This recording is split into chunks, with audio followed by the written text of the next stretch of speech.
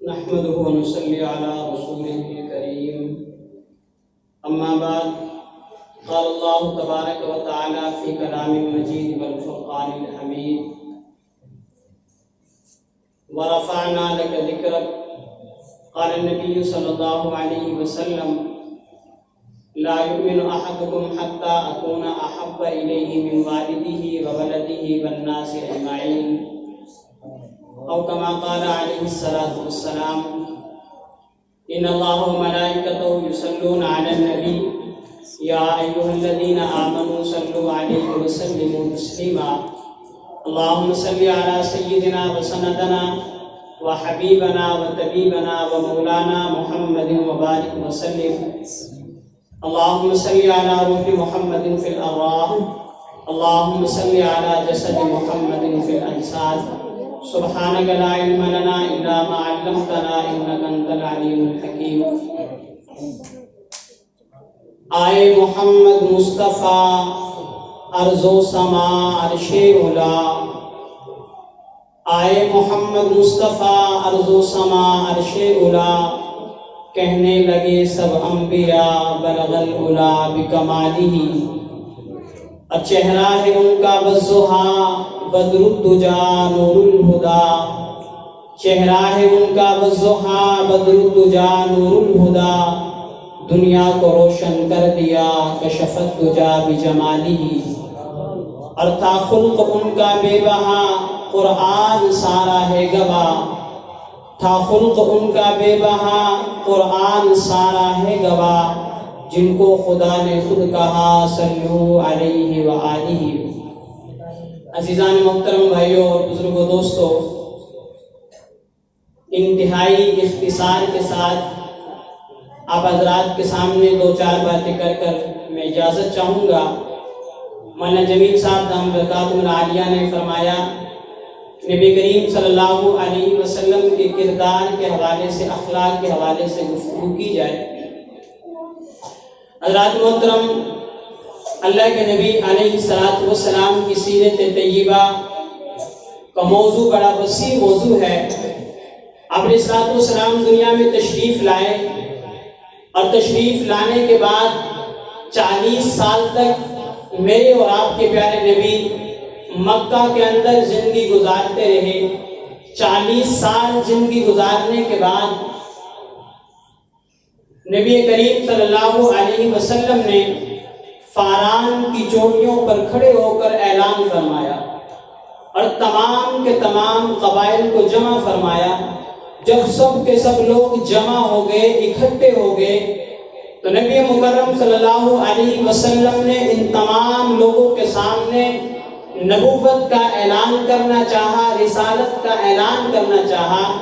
لیکن ذرا اس بات پر غور کیجئے کہ جب میرے اور آپ کے پیارے نبی نے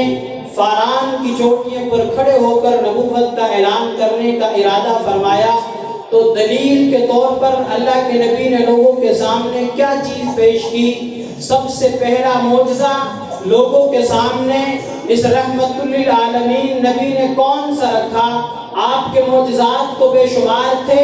آپ کا معجزہ تو یہ بھی تھا اگر آپ نے چاند کی طرف اشارہ کیا تو چمکنے والا چاند اللہ کے نبی کے اشاروں پر تو ٹکڑے ہو جاتا ہے آپ کا معجزہ تو یہ بھی تھا کہ قرآن مقدس لاریب کتاب جیسی کتاب بھی آپ کا معجزہ تھا آپ کا معجزہ تو یہ بھی تھا کہ اگر نبی درختوں کی طرف اشارہ کرتے تو درخت زمین کو چیرتے ہوئے نبی کے قدموں میں آ جاتے ہیں نبی کا معجزہ تو یہ بھی تھا کہ میرے نبی ابو جہل کی مٹھی کے اندر بند پتھروں کو حکم دیتے ہیں تو پتھر بولنا شروع کر دیتے ہیں میرے نبی کا معجزہ تو یہ بھی تھا آپ مرے ہوئے جانور کو حکم دیتے ہیں وہ بھی آپ کی نبوت کی گواہی دینا شروع کر دیتا ہے آپ کی زندگی کے اندر بے شمار معجزات تھے آپ کا معجزات تو یہ بھی تھے آپ جس چیز پر ہاتھ رکھ دیتے وہ برکت والی ہو جایا کرتی آپ کے معجزات تو اور بھی بڑے تھے لیکن میرے اور آپ کے پیارے نبی نے جب پہلے دن نبوت کے اعلان کرنے کا ارادہ فرمایا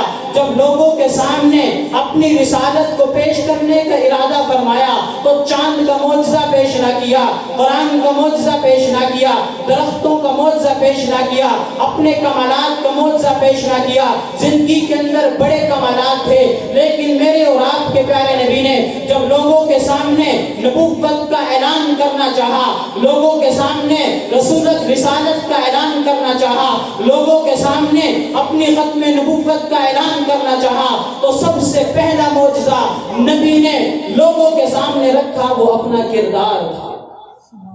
اللہ کے نبی نے اپنا جو معجزہ سب سے بنیادی اور سب سے پہلا لوگوں کے سامنے معجزہ رکھا، فرمایا کہ لوگوں تم نے میری 40 سال کی زندگی کو دیکھا ہے، تمہارے اندر میں پیدا ہوا، تم نے میرے لڑکپن کو دیکھا، میری جوانی کو دیکھا، میرے بچپن کو دیکھا، میرے لین دین کو دیکھا، میرے معاملات کو دیکھا، میرے دیگر زندگی کے معاملات کو دیکھا، بتاؤ میرے 40 سال کو تم نے کیسا پایا؟ تو اس واقعے سے ہمیں سبق ملتا ہے کہ سب سے بڑی چیز انسان کے اخلاق ہیں، انسان کا کردار ہے، اور انسان چیزوں کے اندر دعویٰ کر سکتا ہے، لیکن میرے اور آپ کے نبی نے بتا دیا کہ لوگوں سب سے بڑی کمال کی چیز، سب سے بڑی بنیادی چیز اور سب سے زیادہ کیا ہے بنیادی اور اخلاق کی چیز وہ انسان کا کردار ہے۔ ورنہ نبی کی تو بڑی شان ہے، سیرت النبی کا جلسہ ہے، کیا خوبصورت واقعہ علامہ جلال الدین سیوطی رحمۃ اللہ علیہ نے خصائص کبریٰ کے اندر لکھا ہے۔ میرے نبی کی شان کا اندازہ کیجئے، علامہ صاحب فرماتے ہیں خصائص کبریٰ کتاب کے اندر لکھتے ہیں، ایک مرتبہ اللہ کے نبی کے صحابہ نے مشورہ دیا، یا رسول اللہ صلی اللہ علیہ وسلم آپ دوسرے بادشاہوں کی طرف خطوط لکھتے ہیں، ان کے خطوط پر مہر ہوتی ہے، آپ بھی نبی ہیں، آپ بھی آخری نبی ہیں، آپ بھی جب خط لکھتے ہیں اس کے اوپر مہر ہونی چاہیے۔ اللہ کے نبی نے کہا ٹھیک ہے، حضرات صحابہ کا مشورہ سنتے ہیں، آپ دکاندار کے پاس جاتے ہیں، سنانے کے پاس چلے جاتے ہیں اور اس کو حکم دیتے ہیں میرے لیے ایک انگوٹھی تیار کی جائے اور اس پر لکھا جائے لا الہ الا اللہ، انگوٹھی بھی بنائی جائے اور اس کے ساتھ نگینہ بھی بنایا جائے، تاکہ جب میں خط لکھوں، میں دوسرے بادشاہوں کی طرف خط بھیجنا چاہوں تو اس انگوٹھی پر میں مہر نبوت لگا دوں، میں جو مہر لگاؤں اس پر لا الہ الا اللہ لکھا ہو۔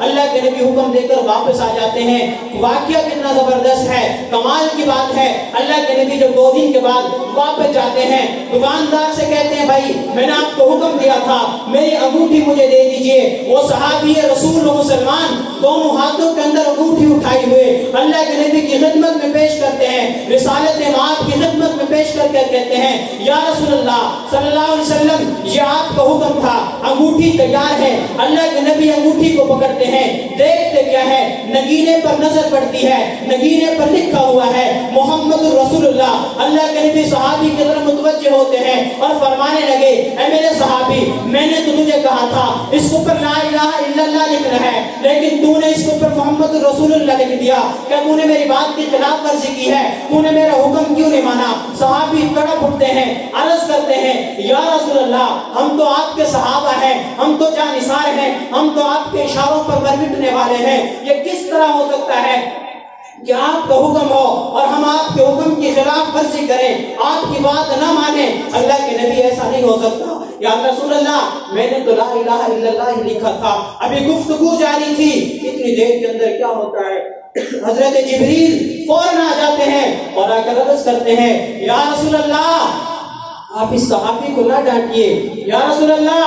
آپ اس صحابی کو نہ کچھ کہیے، وجہ کیا ہے؟ اللہ کے جبریل علیہ السلام فرمانے لگے یا رسول اللہ اس صحابی نے تو آپ کے حکم کے مطابق اس انگوٹھی کے نگینے پر لا الہ الا اللہ لکھا تھا، لیکن مجھے خدا نے حکم دیا، مجھے اللہ نے بھیجا اور مجھے کہا جبریل جاؤ یہ ہمارے محبوب کی محبت کا تقاضا ہے، انہوں نے ہمارا نام لکھنا پسند کیا ہے اور ہم بھی اپنے محبوب سے محبت کرتے ہیں، ہمیں بھی اپنے محبوب سے بڑی محبت ہے، لہذا جاؤ اس انگوٹھی پر اللہ کی لا الہ الا اللہ کی جگہ پر میرے حبیب کا نام لکھ کر محمد الرسول اللہ۔